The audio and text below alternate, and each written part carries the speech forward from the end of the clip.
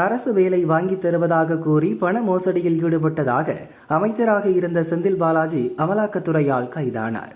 இந்த வழக்கில் பல மாதங்கள் சிறையில் இருந்த அவர் அமைச்சர் பதவியிலிருந்து விலகியதால் சுப்ரீம் கோர்ட்டில் ஜாமீன் பெற்றார்.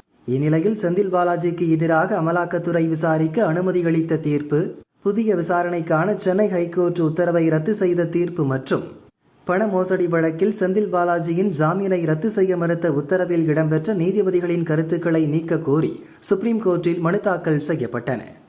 இந்த வழக்கு நீதிபதிகள் சூரியகாந்த், ஜாய் மல்யா பாக்சி அமர்வில் திங்களன்று விசாரணைக்கு வந்தது. அப்போது கோர்ட் உத்தரவுகளை மாற்ற கோரி மனுக்கள் தாக்கல் செய்யும் நடைமுறையை நீதிபதிகள் கடுமையாக கண்டித்தனர். நீதிபதிகள் ஓய்வு பெற்ற பிறகு அவர்கள் வழங்கிய தீர்ப்புகளை மாற்ற கோரி மனு தாக்கல் செய்வீர்களா என காட்டமாக கேட்டனர். செந்தில் பாலாஜிக்கு எதிராக 2022 வழங்கிய தீர்ப்பில் நாங்கள் எதையும் நீக்க மாட்டோம், அந்த உத்தரவில் ஒரு வார்த்தையை கூட தொட மாட்டோம், எந்த தீர்ப்பையும் நாங்கள் தொடவோ அல்லது மாற்றவோ போவதில்லை என்றனர்.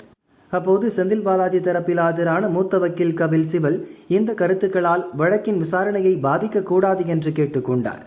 அதற்கு நீதிபதிகள், நீதிமன்ற தீர்ப்பில் செந்தில் பாலாஜிக்கு எதிராக கூறப்பட்ட பாதகமான கருத்துக்கள் விசாரணையின் போது எந்த தாக்கத்தையும் ஏற்படுத்தாது என தெளிவுபடுத்தி மனுக்களை தள்ளுபடி செய்து உத்தரவிட்டனர்.